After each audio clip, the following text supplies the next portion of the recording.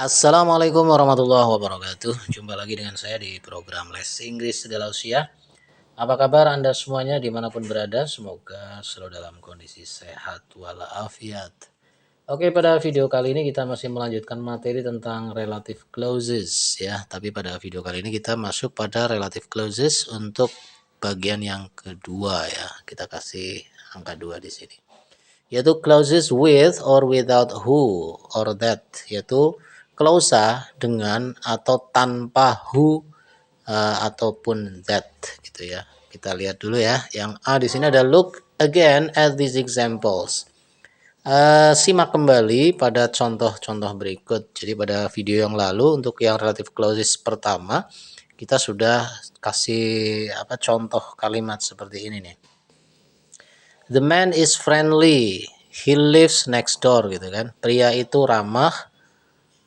Dia tinggal di sebelah gitu kan. Ini kan dua kalimat. Nah, kalau kita gabung menjadi satu menjadi the man who lives next door is friendly. Pria yang tinggal di sebelah itu ramah gitu kan. Oke, di sini kita ada kata who. Ya, who adalah sebagai pengganti dari he di sini ya.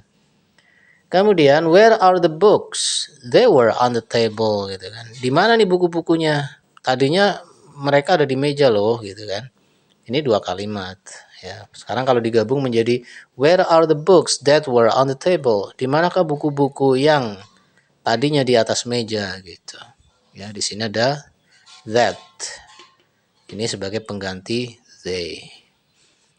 Oke, kita lihat berikutnya. In these sentences, who and that, nih who sama that ya, are subjects, adalah subjek. Oke, ini subjek karena pengganti dari ini kan subjek nih. He subjek digantikan oleh who di sini gitu ya. Adalah subjek dalam relative clauses ya. We can leave out who or that in these sentences. Kita tidak bisa menghilangkan who atau that dalam kalimat ini ya. Jadi kalau who atau that-nya itu dibuang, maka itu jadi kurang tepat gitu ya. Oke, seperti itu. Nah, nanti kita akan lihat pada kalimat seperti apakah yang who atau that-nya itu bisa dibuang. Oleh karenanya materi hari ini adalah klausa dengan atau tanpa who atau that gitu ya. Kita lihat pada pembahasan berikutnya. Oke, kita lanjutkan. Sometimes who and that are objects of the verbs. Kadang-kadang kata who dan that adalah objek dari kata kerja ya. Misalnya di sini adalah the man I wanted to see him was away on holiday. Pria saya ingin menjumpai dia sedang bepergian liburan gitu ya.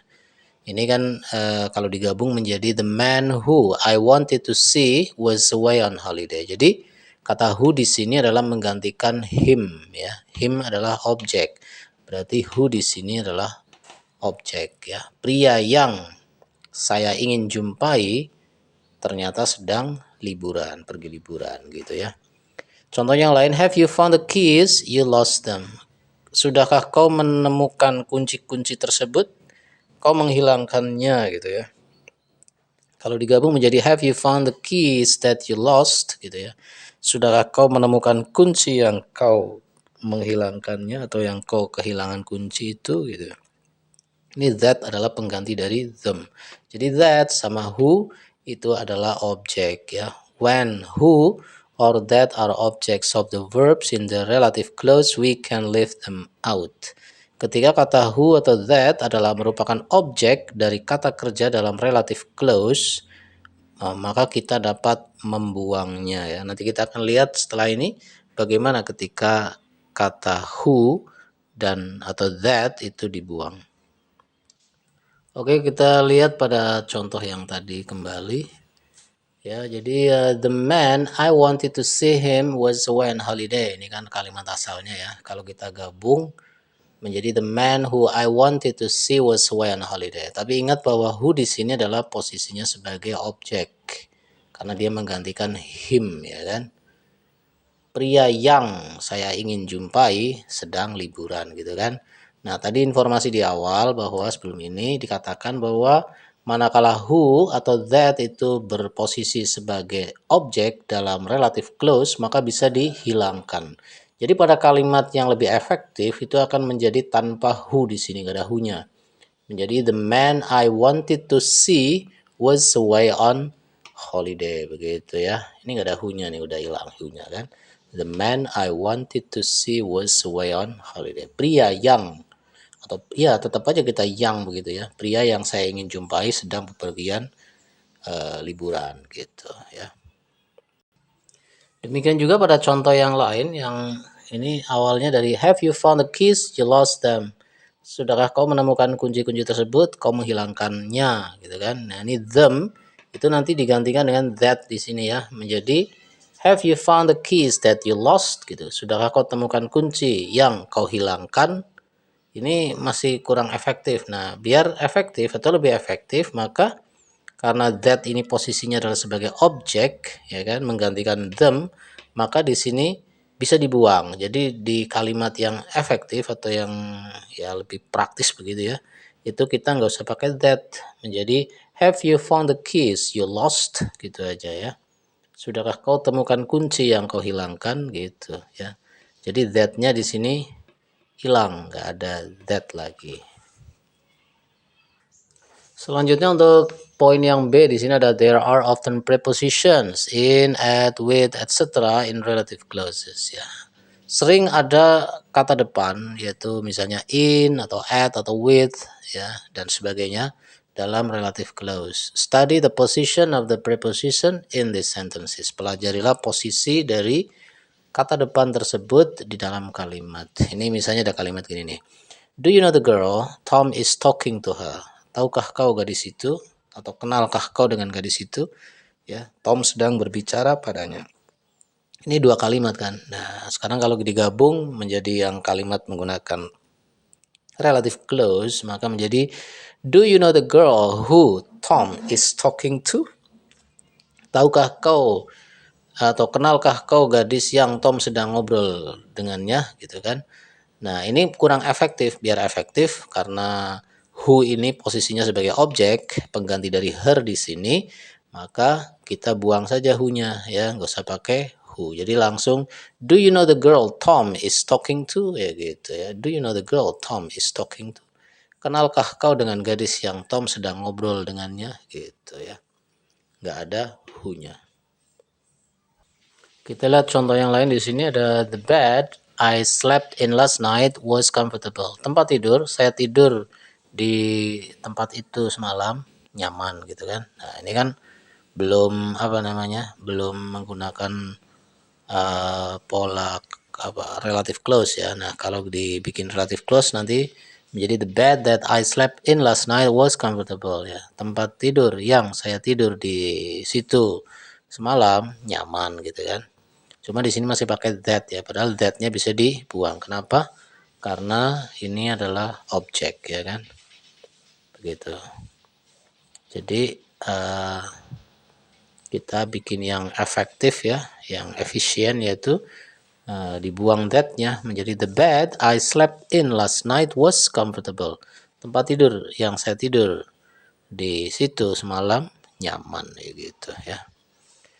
Oke, itu yang menggunakan apa ini preposisi ya.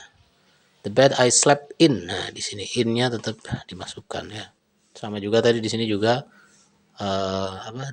Do you know the girl Tom is talking to? Ya, nggak boleh dibuang. Oke, untuk latihannya kita coba translate into English ya. Saya suka baju yang anak laki-lakiku kenakan ya. Gimana nih? Oke, menjadi I like the shirt my son is wearing ya. Bisa juga Anda bilang I like the shirt that my son is wearing, tapi tanpa that juga nggak apa-apa karena ini that-nya itu objek gitu ya. Jadi cukup I like the shirt my son is wearing. Saya suka baju yang anak lelakiku kenakan. Nomor 2, museum yang ingin kami kunjungi tutup saat kami tiba di sana. Oke, menjadi the museum we wanted to visit shut when we got there. Ya, museum yang kami ingin kunjungi tutup ketika kami tiba di sana. Bisa juga sih Anda menggunakan the museum that we wanted to visit shut when we got there, tapi that-nya boleh dibuang ya. Kemudian nomor 3, kebanyakan orang yang kuundang ke pesta ini datang tepat waktu. Ya, gimana nih? Oke, menjadi most of the people I invited to this party came on time. Ya, kebanyakan orang yang saya undang ke pesta ini datang tepat waktu. Anda bisa juga menggunakan who, most of the people who I invited. Tapi karena who itu adalah objek, ya kan? Jadi kita buang saja. Menjadi most of the people I invited to this party came on time, itu adalah menjadi lebih efektif gitu ya. Oke, untuk soal yang keempat, saya dapatkan pekerjaan yang kulamar. Kalimatnya menjadi I got the job I applied for gitu ya. Bisa juga sih Anda bilang I got a job that I applied for, tapi kurang efektif. Jadi that-nya dibuang aja ya, karena that itu posisinya sebagai objek. Jadi cukup I got a job I applied for. Berikutnya yang kelima, ikan yang kau tangkap semalam sungguh enak. Oke, kalimatnya menjadi the fish you caught last night was really nice ya.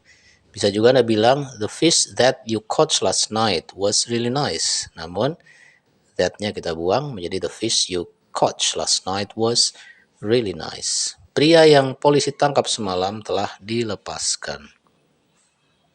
Oke, kalimatnya menjadi the man the police arrested last night has now been released. Gitu ya. Pria yang polisi tangkap semalam kini telah dilepaskan. Bisa juga menggunakan the man who the police arrested last night has now been released, atau the man that the police arrested last night has now been released. Namun biar lebih efektif, Anda cukup the man the police arrested last night has now been released. Oke, begitu ya untuk contoh-contohnya dari pembahasan tentang relative clauses bagian 2 yang bisa membuang kata who atau that ya di saat who atau that-nya dalam relative clause itu berfungsi sebagai objek. Oke, demikian dulu mungkin video kali ini ya. Jika bermanfaat silahkan di like dan Anda bisa share. Terima kasih buat yang udah subscribe. Jika ada pertanyaan silahkan bisa dituliskan di kolom komentar ya. Terima kasih atas perhatian Anda dan Assalamualaikum warahmatullahi wabarakatuh.